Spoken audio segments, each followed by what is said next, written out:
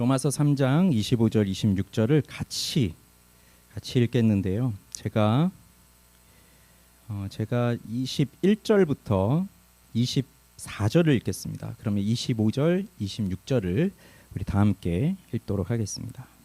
21절부터 이제는 율법 외에 하나님의 한 의가 나타났으니 율법과 선지자들에게 증거를 받은 것이라. 곧 예수 그리스도를 믿음으로 말미암아 모든 믿는 자에게 미치는 하나님의 의니 차별이 없느니라. 모든 사람이 죄를 범하였음에 하나님의 영광에 이르지 못하더니 그리스도 예수 안에 있는 속량으로 말미암아 하나님의 은혜로 값없이 의롭다 하심을 얻은 자 되었느니라. 25절 다 함께. 이 예수를 하나님이 그의 피로써 믿음으로 말미암는 화목 제물로 세우셨으니 이는 하나님께서 길이 참으시는 중에 전에 지은 죄를 간과하심으로 자기의 의로우심을 나타내려 하심이니 곧 이때에 자기의 의로우심을 나타내사 자기도 의로우시며 또한 예수 믿는 자를 의롭다 하려 하심이라. 아멘. 이 예수를 하나님이 그의 피로써 믿음으로 말미암는 화목 제물로 세우셨으니 이는 하나님께서 길이 참으시는 중에 전에 지은 죄를 간과하심으로 자기의 의로우심을 나타내려 하심이니 곧 이때에 자기의 의로우심을 나타내사 자기도 의로우시며 또한 예수 믿는 자를 의롭다 하려 하심이라. 아멘. 기도하겠습니다. 하나님 감사합니다. 오늘 이 자리에 모인 저희들에게 하나님의 말씀을 들려주시고 이 말씀을 통해서 십자가에서 보여주신 하나님의 사랑이 얼마나 크고 위대한지를 깨닫게 하여 주시옵소서. 교회는 다니고 있지만 십자가를 제대로 경험해 본 적이 없고 또 과거에는 십자가를 경험하며 살았지만 현재적으로는 십자가의 은혜에서 멀어져 있다면 이렇게 돌같이 굳어져 있는 저희들의 마음을 그리스도의 피 묻은 십자가의 놀라운 능력으로 어루만져 주셔서 믿음의 눈으로 우리를 위해 죽으신 그리스도를 바라보며 우리를 위해 부활하신 그리스도의 능력을 맛보게 하여 주옵소서. 오늘도 전하는 자에게 또 듣는 자에게 귀한 하나님의 말씀이 울려 퍼질 수 있도록 우리의 심령을 열어 주시옵소서. 주님께 감사하며 예수님의 이름으로 기도합니다. 아멘. 지난 수요일에 이어서 하나님은 지난 수요일에 이어서 이제 또 이어서 설교를 하겠습니다. 지난 수요일에 어떤 말씀을 이제 드렸냐면 혹시 못 오신 분들은 따로 들어보시면 좋을 것 같습니다. 바울은 이 로마서에서 구원을 의롭다 하심을 얻었다는 말로 표현을 합니다. 우리는 본질상 진노의 자녀들이고 의로움이라고는 손톱만큼도 없는, 아니 뭐 손톱이 아니라 손톱 안에 낀 때만큼도 없는 그렇게 불의한 자들입니다. 그런데 이러한 우리를 하나님께서 의롭다라고 해주셨어요. 그것은 우리의 모든 죄를 용서해 주셨다라고 하는 소극적인 측면과 우리를 하나님의 자녀로 삼아 주셨다고 하는 적극적인 측면이 다 포함되어 있는 내용입니다. 그런데 이 일을 위해서 하나님께서는 예수님을 화목 제물로 삼으셨어요. 여기서 화목 제물로 삼으셨다. 그 화목 제물이라고 표현한 것은 단순히 우리의 죄의 문제를 해결하기 위해서가 아니라 하나님과의 관계까지도 회복하기 위한, 그것을 강조하기 위해서 화목 제물이라고 했습니다. 그래서 우리는 우리 인생에서 가장 중요한 것이 뭐냐면 하나님과 화목한 관계를 누리는 것입니다. 그리고 우리가 가장 시급하게 회복해야 될 것도 하나님과의 관계를 회복하는 것이죠. 그럼 오늘 우리가 살펴볼 것은 우리를 위해서 십자가에서 죽으신 그리스도의 죽음이 우리를 위한 화목 제물이 되실 수 있는 것이 어떠해서인가라고 하는 것과 결국 이것을 통해서 깨닫게 되는 하나님의 성품이 무엇인지에 대해서 오늘은 생각해 보겠습니다. 자, 여기 이 자리에 있는 여러분은 행위 언약과 은혜 언약에 대해서 들어보셨을 것입니다. 하나님은 이 세상을 창조하시고 첫 사람 아담에게 하나님을 대신하여 이 세상을 다스리도록 권한을 주셨습니다. 그리고 동산 중앙에 선악을 알게 하는 나무의 열매는 먹지 말라고 명령을 하셨습니다. 그 열매를 먹으면 반드시 죽는다고 말씀을 해주셨어요. 하나님은 이 내용을 첫 사람 아담을 인류의 대표로 삼아서 그 인류의 대표가 되는 아담과 함께 언약을 맺으셨는데, 이 언약의 조건은 선악과를 먹지 않는 그 순종에 있으니, 그래서 이 언약을 지켰느냐 못 지켰느냐는 하나님의 말씀에 순종했느냐 불순종했느냐 그 행위로 결정되기 때문에 그 언약을 행위 언약이라고 부르고 있습니다. 그런데 아담이 이 일에 실패를 했고 그 결과로 모든 피조 세계에 죄가 들어오게 되었습니다. 죄가 들어온 인간의 삶은 그 이전의 인간의 삶과는 완전히 다른 삶이 되어버렸습니다.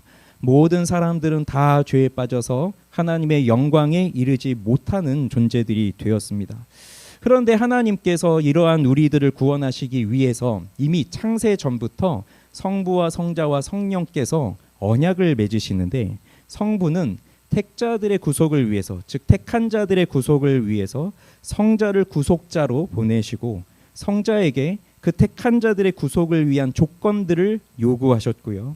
성자는 기꺼이 이런 조건들을 받으셔서 동의하시고, 성령께서는 기꺼이 성자께서 택한 자들을 위해 이 일을 할 수 있도록 적용하시는 그 언약을 맺었습니다. 이것을 우리는 구속의 언약이라고 합니다.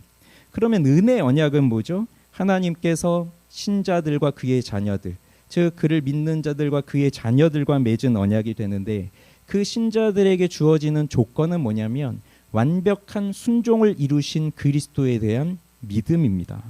그리고 이 일을 이루도록 중보자를 보내주셨는데, 그 중보자가 바로 예수 그리스도이시죠. 행위 언약과 은혜 언약에 큰 차이가 있다면 행위 언약에는 중보자가 없습니다. 아담이 직접 행위로서 그 일을 해야만 하는 것이었죠. 그런데 이 언약은 영원한 것이라고 보지 않고 일시적으로 주어진 하나님의 테스트라고 보고 있지만, 아담은 그것을 실패했습니다. 그래서 우리 모든 아담의 후손들인 우리는 다 죄를 갖고 태어납니다. 원죄를 갖고 태어납니다. 죄책과 오염을 갖고 태어납니다. 더 이상 설명하지 않아도 우리가 죄인이라고 하는 사실을 우리는 다 알고 있습니다.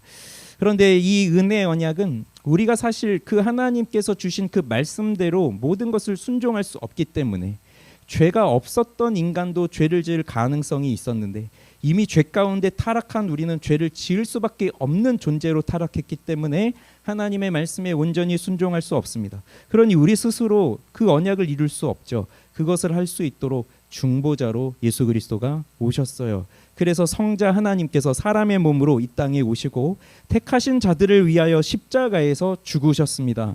그렇게 하나님과 우리의 멀어진 사이를 중보자가 되어주셔서 그 사이를 이어주셨고요. 그것을 오늘 본문에서는 화목제물이라고 표현하고 있는 겁니다.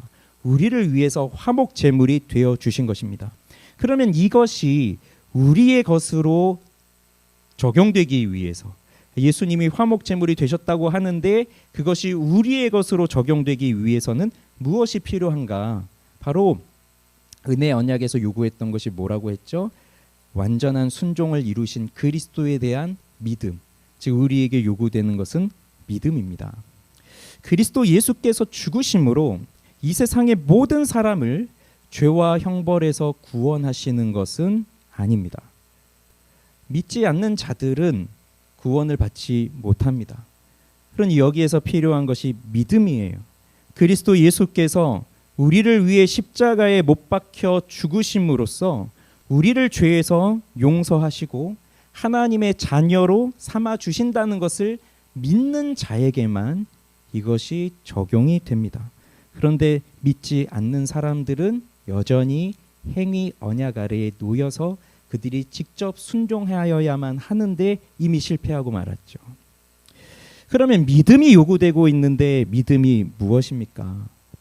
믿음은 지난번에도 말씀을 드렸지만 사실 우리가 그리스도를 믿고 교회를 다니고 또 기독교에서 가장 강조하고 있는 것이 믿음이지만 또 이 믿음에 대해서 정확하게 설명하기는 참 쉽지 않아요.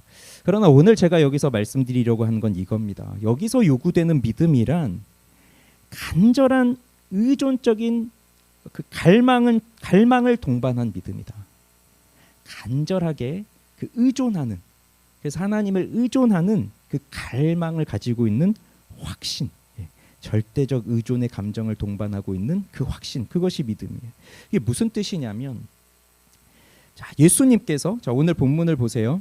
자, 25절을 보면 이 예수를 하나님이 그의 피로써 믿음으로 말미암는 화목 제물로 세우셨으니 이렇게 되어 있거든요. 피로써 믿음으로 말미암는 화목 제물. 그런데 거기 괄호 2가 되어 있죠. 그의 피 앞에 그 밑에 내려와 보면 난하주가 있습니다. 그래서 또 뭐라고 되어 있냐면 또는 이렇게도 번역할 수 있다는 거예요. 그의 피를 믿음으로 말미암는 화목 제물로 세우셨으니. 그러니까 그의 피로써 믿음으로 말미암는 화목 제물로 이렇게 번역이 되어 있지만 그의 피를 믿음으로 말미암는 화목 제물로 세우셨으니 이렇게 번역이 될 수 있다는 거예요. 왜 그러냐면 여기에 헬라어 n이라고 하는 그 전치사가 있는데 영어로 하면 in이죠. 근데 그 n이라고 하는 말이 뭐뭐 안에라고 하는 뜻도 있지만 또 뭐뭐로서 뭐 이런 뜻도 있고요. 그리고 무엇을 뭐 이런 뜻도 가지고 있어요. 그러니까 이렇게 번역을 할 수 있다는 거예요. 그런데 그래도 더 맞는 것 같은 것은 그의 피를 믿음으로 말미암는 화목 제물로 세우셨다. 그래서 우리가 무엇을 믿으라는 겁니까? 그의 피를 믿으라는 거죠. 그의 피를 믿는다는 것이 무엇입니까? 그의 피를 믿는다. 그것은 그의 피, 즉 예수 그리스도의 피가 가지고 있는 그 의미가 무엇인지를 믿는다는 거예요. 우리가 예수 그리스도의 십자가를 믿는다라고 할 때에는 무엇을 말하는 겁니까? 그 십자가가 나무였다는 것을 믿는 겁니까? 그 십자가가 뭐 T자형이냐 무슨 십자형이냐 뭐 그런 걸 믿는다는 것입니까? 그게 아니라 그리스도 예수의 십자가가 갖고 있는 의미가 무엇인지를 그것을 믿고 있는다는 것이에요. 그래서 그리스도의 십자가, 즉 그리스도의 피, 이것을 믿는다는 것은 그 속에 담겨져 있는 의미를 믿는 것인데 그 의미가 무엇이겠습니까? 나의 인생 전체가, 내 인생 전체가 죽고 사는 것이 절대적으로 이 그리스도의 피에 달려있다. 절대적으로 그리스도의 십자가에 달려있다. 이것을 믿는 거예요. 그래서 예수 그리스도께서 나를 위해서 피를 흘려주심으로 화목제물이 되어주셨는데 그것이 피를 흘려주심으로, 그래서 피를 통해서 우리에게 왔죠. 그것을 내가 굳게 믿는다는 겁니다. 그것은 단순히 우리가 지식적으로 동의한다는 게 아니에요. 그래, 예수님이 그렇게 죽으셨지, 십자가에 달리셨지, 세상의 사람들 불신자들은 그것도 믿지 않고 뭐 부활하셨다는 거 믿지 않고 예수님이 하나님의 아들이라는 거 믿지 않지만 나는 머릿속으로 그걸 동의한다. 그래, 맞다. 예수님이 십자가에 달리셨다, 죽으셨다. 그래, 맞다. 그거 정도는 내가 생각을 하지만, 그러나 우리 여기서 요구하는 믿음은 그런 정도가 아니라 이 예수 그리스도가 나를 위해서 화목제물이 되어 주셨는데 만약에 화목제물이 되어 주지를 않으셨다면 그러면 나는 하나님의 큰 진노와 저주에서 벗어날 수가 없는 사람이다 하는 것을 깊이 받아들이는 거예요. 그러면 어떻게 될까요? 그냥 단순히 지식적으로 그 예수님이 십자가에 못 박혀 죽으셨지 이 정도로 생각하는 것과 그 예수님이 십자가에서 죽으신 것으로 인하여서 내가 죽지 않고 영생을 얻게 된다. 그런데 만약에 그리스도께서 나를 위해 십자가에서 죽지 않으셨다면 나는 하나님의 진노에서 벗어날 수 없어서 비록 지금 이렇게 내가 육체적으로는 숨을 쉬고 무언가를 하고 또 살아가다 보면서 즐거운 일도 하고 무언가를 누리며 성공을 위해서 달려가지만 결과적으로는 하나님의 진노를 피할 수 없는 저 심판을 향하여 달려가고 있는 길이니 예수 그리스도의 십자가가 내 인생에 있어서 가장 중요한 일이다. 절대적으로 중요한 일이다. 그것을 받아들이는 사람이에요. 그게 믿음이에요. 그래서 예수 그리스도가 나를 위해 죽으셨느냐 아니냐 하는 것은 우리 인생에서 너무나도 중요한 질문입니다.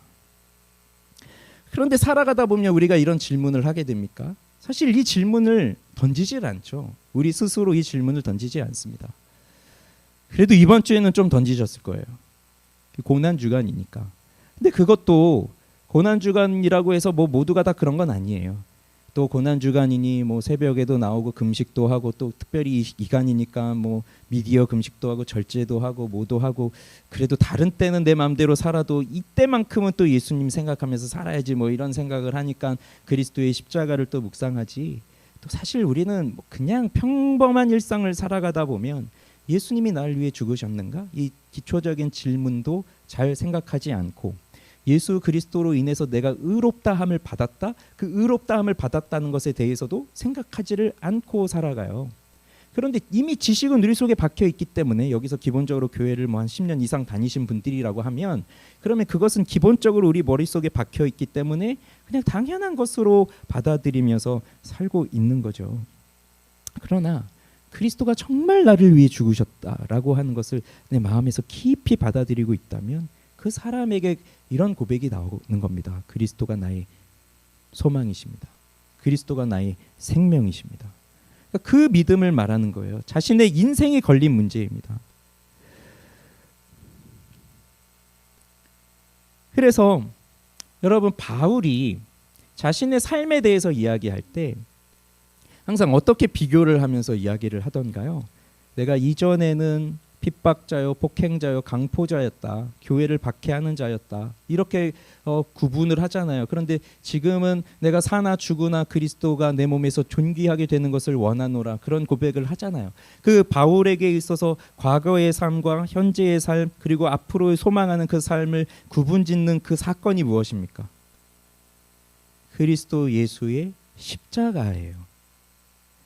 사실 바울이 예수님을 만나기 이전에 그리스도는 십자가에 달려 죽으셨지만 바울은 개인적으로 다메섹으로 예수 믿는 사람들을 잡으러 갈 때에 그때 부활하신 예수 그리스도를 만나고 그 전까지는 예수는 그저 나무에 달려 죽은 자, 하나님의 저주를 받아 죽은 자, 하나님을 모독한 자, 마땅히 죽어야 할 아주 끔찍한 죄인 이렇게 받아들이고 있었던 사람이었지만 부활하신 예수 그리스도를 만나면서 그는 예수가 십자가에 달려 죽으신 것이 자기 자신의 죄가 아니라 바로 나의 죄를 위해 달리셨고 그를 하나님이 부활시키셨다는 것은 그를 하나님이 인정하셨다.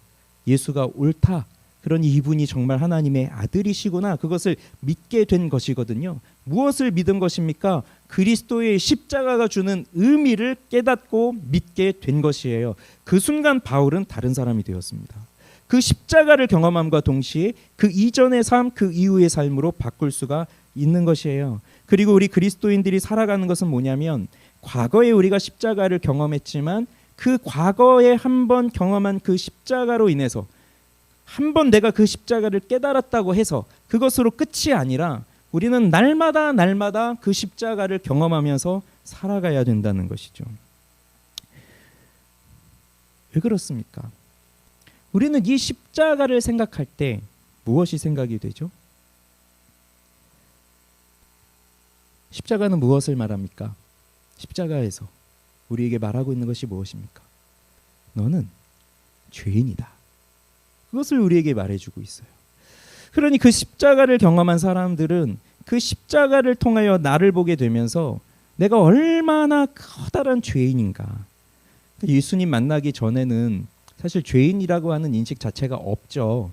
그거는 뭐 저 같은 사람은 그때도 말씀드렸잖아요. 저 같은 사람은 중학교 때 이렇게 수련회 가보면 회개하라는데 회개할 게 생각이 안 나는 거예요.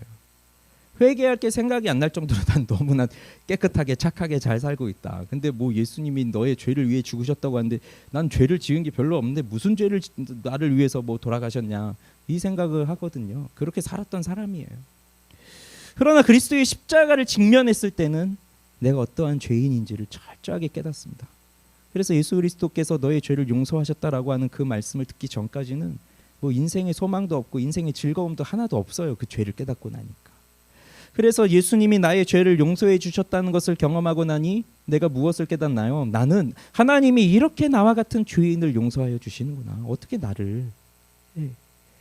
그러니 내가 아무리 내가 생각해 보아도 저 사람보다 내가 그래도 잘 살고 저 사람보다 내가 잘 살고 저 사람들도 나를 참 착하다고 인정해주고 그러면서 살아왔지만 근데 하나님 앞에서 딱 서게 되니까 내 죄가 보이기 시작하는데 이건 사람들은 몰라요. 그래서 사람들은 저를 보고 참 착하다, 뭐 신실하다, 뭐 하나님이 정말 너를 쓰실 것이다, 뭐 이런 얘기들을 하지만 나는 나 스스로를 생각할 때 너무나 죄가 크다 보니 그것을 받아들일 수가 없죠, 혼자 속으로. 그래서 구원의 확신 뭐 이런 것도 없고 하나님의 사랑 이런 확신도 없고 그렇게 살아가는데 하나님이 어느 날 그것을 깨닫게 하시는 거예요. 내가 다 안다. 너가 어떤 존재인지를 내가 다 안다. 그럼에도 나는 너를 사랑한다. 내가 너를 사용하겠다. 이런 말씀을 주실 때 그때 그것이 얼마나 놀라운 감격인지. 여러분, 우리가 예수님을 따라간다는 것은 곧 그리스도가 가신 그 길을 걸어가는 거잖아요. 우리 그리스도가 가신, 우리 주님이 가신 길이 무슨 길입니까? 십자가를 지고 가신 길이잖아요. 고난의 길이잖아요. 그 길을 따라오라는 거예요. 그래서 내가 너를 불렀으니 너도 나를 따라 너의 십자가를 지고 그 고난의 길을 따라오라 라고 했을 때 그 길이 부담스럽게 느껴지는 게 아니라 그 길이 너무나 감사하게 느껴지는 거예요.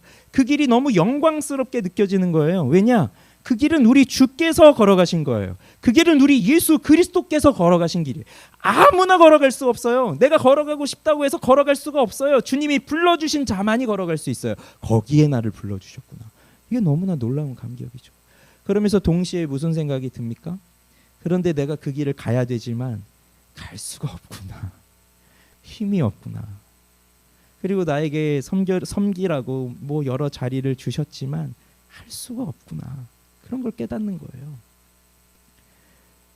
제가 대학교 2학년 때 그 예전에 교회에서 중고등부를 맡았습니다.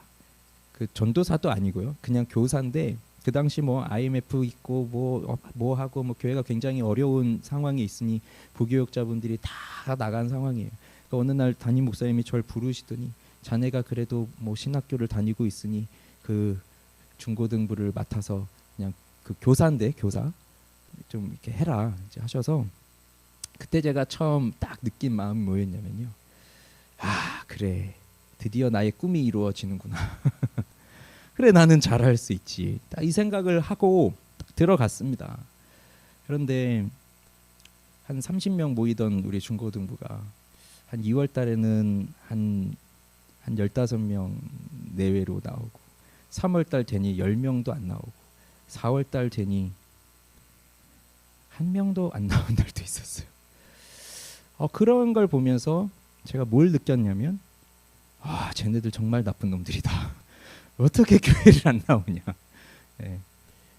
끝까지 내가 부족하지, 내가 잘못했지, 내가 영적인 침체에 빠졌지 그런 생각하지 않았어요. 내가 다른 교회에 있었으면 이런 대우를 안 받을 텐데 뭐 이런 생각하면서 어떻게 저럴 수 있지? 그러면서 있었는데 나중에 깊이 하나님이 저에게 말씀하시는데 다 너의 문제다라는 거예요. 너의 교만, 너가 지금도 하나님과 관계를 갖지 않고 너의 살아가는 그런 너의 영적인 침체. 그런데 누구를 탓하고 누구를 뭐 지적하고 하느냐. 그렇게 봤을 때 하나님이 나를 불러주셨고 그리스도의 은혜로 나를 깨닫게 해주셨지만 그런데 막상 그 길을 갈 수가 없는 나를 깨닫게 되는 거예요. 어떻게도 하나님의 은혜를 갚을 수 있는 방법이 없죠. 그러니 십자가의 은혜를 경험하고 있는 사람들은 그 두 가지를 가지고 있는 사람들입니다. 하나님이 나를 불러주신 그 구원의 감격과 그리고 나에게 맡겨주신 그 사명의 자리를 걸어가야 하지만 그것을 온전히 할 수 없는 나의 연약함. 그것을 보면서 날마다 그래서 그리스도의 십자가 앞에 서서 오늘도 나를 새롭게 해주시고 오늘도 나에게 은혜를 주시고 오늘도 나에게 이 섬김을 감당할 수 있는 힘을 달라고 구해야 되는 것이죠. 이 십자가는 뭐라고 말을 할 수가 없어요. 십자가를 경험해 보지 않은 사람은 이것을 아무리 이야기해도 말을 알 수가 없어요. 그러나 십자가를 경험한 사람들은 그 십자가가 가지고 있는 능력이 무엇인지를 압니다. 죄를 이길 수 없다고요? 그래요. 우리는 죄를 이길 수 없어요. 그러나 십자가의 능력을 소유하고 있는 자는 죄를 이깁니다. 그런데 내가 한번 죄를 이겼다고 해서 영원히 죄를 이길 수 있느냐? 그렇지 않습니다. 십자가의 은혜가 내 마음속에서 사라지게 되면 그러면 나는 또 그 죄의 길로 걸어가게 되어 있어요. 그러니 우리는 날마다 그리스도의 십자가를 묵상하며 살아가야 되는 것이죠. 이렇게 고난 주간에만 그런 것이 아니라 우리는 날마다 그것이 늘 우리의 삶에서 일어나야 되는 거예요. 예수님이 정말 나를 위해 죽으셨나? 그래서 내가 의롭다함을 받았나? 그것이 나의 인생에서 어떻게 적용이 되고 있는가? 이런 부분들을요. 그러면 하나님께서 자 오늘 말씀을 보면 이 예수를 화목제물로 세우셨습니다. 왜 그러셨느냐? 이것을 통해서 우리는 하나님이 가지고 계신 성품이 무엇인지를 깨닫게 돼요. 자 25절 하반절은 이렇게 말하고 있어요. 이는 하나님께서 길이 참으시는 중에 전에 지은 죄를 간과하심으로 자기의 의로우심을 나타내려 하심이니. 여기서 간과하셨다, 전에 지은 죄를 간과하셨다라고 나오는데 이 간과하심으로 나오는 이 단어가 신약 성경에 여기 딱 한 번 나오는데 이게 무슨 뜻이냐면 패싱 오버입니다. 패싱 오버. 여러분 패스 오버 하면 뭐가 떠오르세요? 성경에서 패스 오버, 구약에 유월절이잖아요. 유월절, 패스 오브 유월절. 그게 무엇인가요? 이스라엘 백성들이 애굽에서 노예 생활하고 있을 때 마지막으로 주어진 애굽의 10가지 재앙 중에 마지막의 재앙이 장자의 죽음이었고, 그러면서 하나님이 이스라엘 백성들에게는 가르쳐 주셨잖아요. 어린 양을 잡아서 그 문설주와 임방에 그 피를 발라라. 그러면 죽음의 사자가 그 애굽 전역을 돌아다니고 있을 때에 그 피가 없는 집은 죽지 않았으니까 피가 없으니 들어가서 장자들을 죽이고 나오고, 그런데 이스라엘 백성들의 경우는 피를 발라놨잖아요. 어린 양의 피를. 그 죽음의 사자가 그 피를 보고 아 여기는 이미 죽었구나 하고 그냥 건너뛴다는 거죠. 넘어간다는 거예요. 그게 유월절이잖아요. 여기서 그 죄를 간과하셨다는 게 그런 의미예요. 하나님이 눈을 가려주셨다, 지나가 주셨다, 이제 그런 의미예요. 그런데 전에 지은 죄가 뭐냐면 이거는 26절에 곧 이때에 자기의 의로우심을 나타내서 할 때 그 이때라는 말과 전에 지은 죄, 이게 두 가지가 비교가 되는데, 전에 지은 죄는 예수 그리스도께서 오시기 전에, 예수 그리스도께서 십자가를 지기 이전의 그 죄, 그러니 그 구약 시대의 그 죄, 그것이고 26절에 이때에 자기의 의로우심을 나타내신다 하는 것은 그것은 이제 예수 그리스도께서 오셔서 그 이유를 말하는 거죠. 그러니 그 전, 아직 예수 그리스도가 오시기 그 전 그 많은 사람들의 그 수많은 죄를 간과하셨다는 겁니다. 무엇으로요? 길이 참으시는 중에, 길이 참으시면서 그 하나님의 자비로우심으로 그 죄를 참으셨는데 이제 그 하나님의 때가 되어서 그 자기의 의로우심을 나타내시는 겁니다. 나타내시는 거예요. 그것을 어떻게 나타내십니까? 지금 하나님의 그 의로우심을 어떻게 나타내세요? 바로 그리스도의 십자가를 통해서 나타내십니다. 예수님이 십자가에 달리셔서 네 번째 하셨던 말씀이 뭐냐면 엘리 엘리 라마 사박단이에요. 나의 하나님 어찌하여 나를 버리셨나이까. 그거예요. 우리 며칠 전 겟세마네 동산에서 예수님께서 이 고난의 잔, 아버지께서 할 수만 있거든 이 잔을 내게서 옮겨주시옵소서라고 하면서 그렇게 고통스럽게 기도하고 하셨던 장면을 우리가 함께 묵상했었죠. 그 예수님이 그 옮겨달라고 원하셨던 그 고난의 잔을 우리들 그냥 피상적으로 생각하면 이제 다음날 아침 예수님은 십자가에 달리실 것이니 그 십자가에 못이 박히면 얼마나 아플까, 창에 찔리면 얼마나 아플까, 채찍에 맞으면 얼마나 아플까, 그분이 당하시는 그 육체적인 고통에만 한정해서 얼마나 아프실까 그 걱정을 하는데요. 예수님이 걱정하고 계신, 그 예수님이 두려워하고 있는 그 잔을 옮겨달라고 하는 것은 그 육체가 겪는 그 고통이 아니에요. 이것은 뭐냐면 죄가 무엇인지도 몰라요. 예수님은 죄를 한 번도 지어본 적이 없으세요. 그리고 예수님은 이미 영원전부터 성부 하나님과 하나시죠. 성부와 성자는 하나시죠. 떨어질 수 없죠. 서로 사랑하시죠. 그 아버지의 사랑을 받으시는, 그래서 예수께서 이 땅에 오셔서 세례를 받으실 때도 하늘이 열리면서 이는 내 사랑하는 아들이라 말씀하시고, 변화산에서 변화되시면서 엘리야와 모세와 만나실 때도 그때 하늘에서 소리가 나면서 이는 내 사랑하는 아들이다. 우리 예수님이 늘 가시면서 하나님이 동행하시고 기도하실 때마다 아버지께서 응답하시고 그렇게 늘 친밀한 관계, 우리는 상상할 수 없는, 우리는 경험해 보지 못한 그 성부와 성자의 관계가 있었는데, 이제는 예수님이 그 모든 사람들의 죄를 다 짊어지시고 그 진도의 잔을 받으셔야 된다. 즉 하나님과의 관계가 이제 완전히 끊어져 버린다. 그것을 걱정하고 계셨던 거예요. 예수님이 십자가에 달리셨습니다. 오전 9시 경에 십자가에 달리셨죠. 그리고 낮 12시 경에 성경에 보면 그때 낮 12시 경부터 예수님이 숨을 거두시는 한 3시 경까지 한 3시간 동안 온 땅에 어두움이 임했습니다. 오늘 어두움이 있었죠. 그 묵상하기 참 좋았던 날인 것 같아요. 그런데 그 예수님이 십자가에 달리실 때 임했던 어두움은 오늘 날씨 같은 어두움이 아니에요. 그냥 잠깐 구름이 껴서 뭐 그냥 어두컴컴한 뭐 그런 정도, 그런 것이 아니에요. 이것은 해가 빛을 잃은 겁니다. 완전한 흑암이에요. 보이지 않는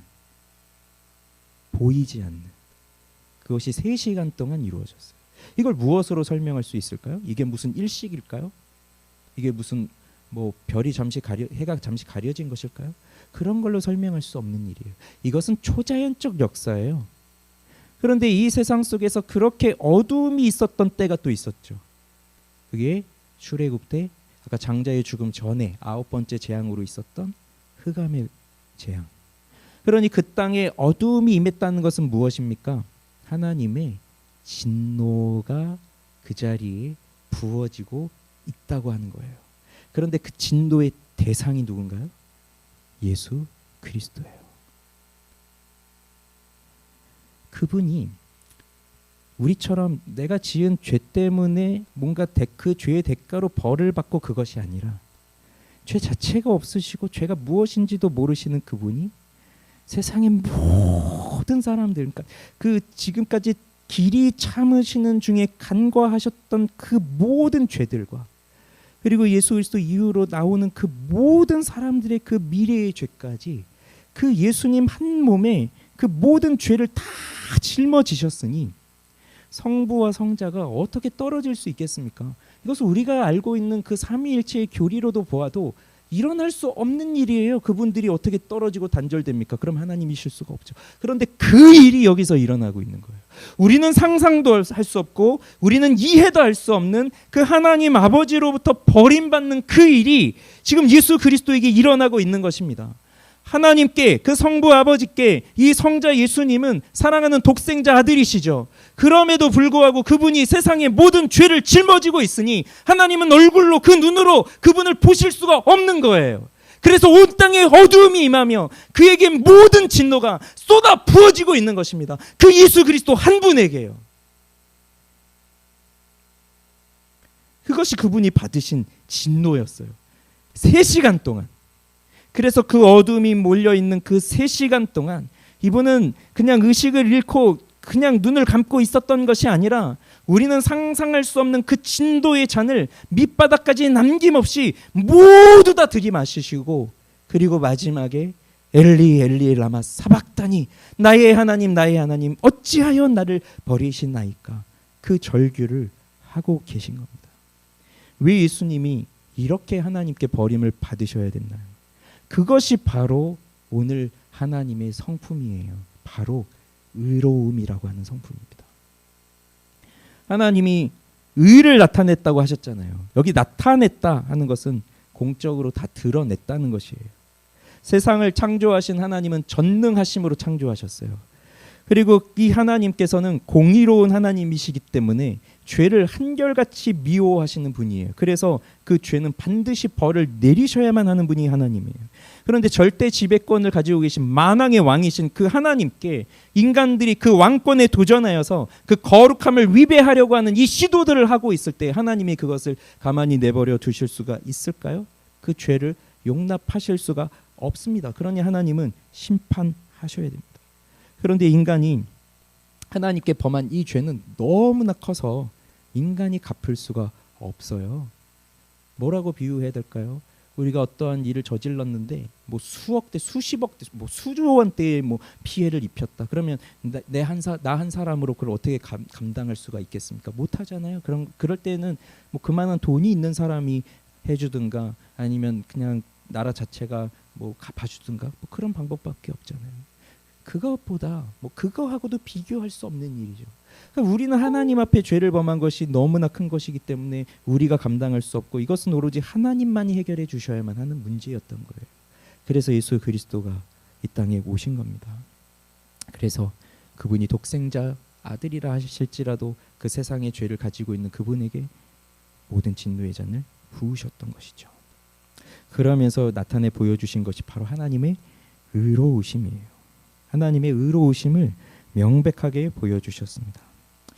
예수 그리스도를 이 역사적 그 시간 속에 우리 가운데 보내주셔서 모든 사람들이 볼 수 있도록 그렇게 알려주신 거예요. 그냥 하나님이 하늘에서 아무도 모르게 성부와 성자끼리 뭐 내가 너를 용서한다 뭐 그런 식으로 하신 것이 아니에요. 그렇게 드러내 주신 것입니다. 그리고 더 놀라운 것은 뭐냐면 26절 마지막에 보세요.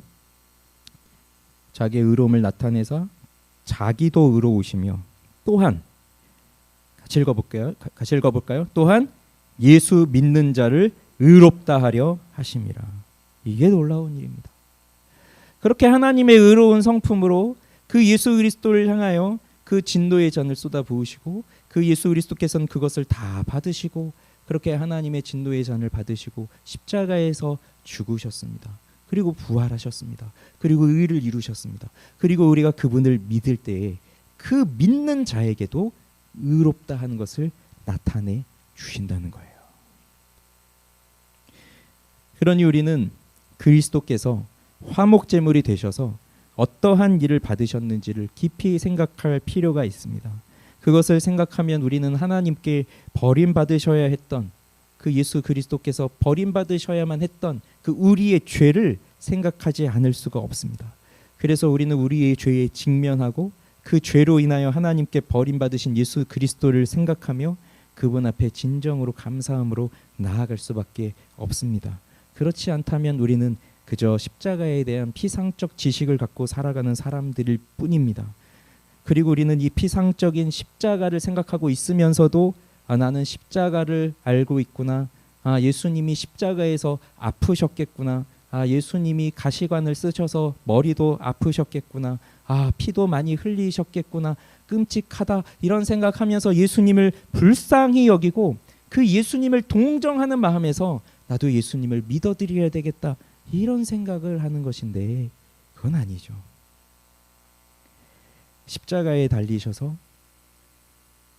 단순히 못에 찔려서 아프신 것이 아니라 아버지로부터 버림을 받으시는 그 고통을 당하시는데 그러면서도 예수님은 끝까지 나의 하나님, 나의 하나님, 자신을 버리시는 그 아버지를 향해서도 나의 하나님이라고 부르고 있습니다. 그것은 그 하나님이 더 이상 응답하지 않으시고 버리시지만 그 하나님에 대한 끝까지 하나님을 신뢰하는 그 예수 그리스도의 마음이 그 고백 속에 담겨져 있는 것이에요. 그분께서 그 십자가에서 그렇게 피 한 방울 남김없이 우리를 위해 다 흘려주고 계실 때 우리를 위해 원하셨던 것이 무엇이겠습니까? 그냥 하나님과의 관계를 깨뜨렸던 너희들의 죄, 그것을 내가 다 용서해 준다. 용서받고 살아라. 그 정도만을 예수님께서 원하셨을까요? 아니라고 생각합니다. 그 죄에서 돌이켜라. 그것을 원하셨을 것입니다. 그러니 생각해 보십시오. 내가 의롭다함을 받았다는 것이 얼마나 크고 위대한 일인지를 생각해 보십시오. 그래서 우리 삶에서 일어나는 다양한 삶의 현실 속에서도 내가 의롭다함을 받아 하나님의 자녀가 되었다는 것을 누린다면 그 어떠한 것도 우리를 하나님의 사랑에서 끊을 수 있는 것이 없을 것입니다. 그러니 우리는 그리스도의 예수의 십자가 앞에 분명하게 서서 그 십자가를 붙들고 그 십자가를 또 나의 십자가를 지고 그 주님이 걸어가신 그 길을 걸어가면서 끊임없이 주님을 사랑하는 그 마음으로 살아가야 되는 것입니다. 그래서 여러분 오늘도 이런 고백을 드리고 싶지 않습니까? 내가 이전보다 주님을 더욱 사랑합니다. 날마다 그 고백을 할 수 있는 우리가 되면 좋겠습니다. 그렇게 우리가 끝까지 주님을 사랑하고 주님을 따르는 자들이 되기를 원하오니 하나님 우리를 늘 지켜주시옵소서. 그렇게 기도하고 구하며 예수 그리스도께 가까이 나아가시는 여러분이 되시기를 우리 주 예수 그리스도의 이름으로 축원합니다.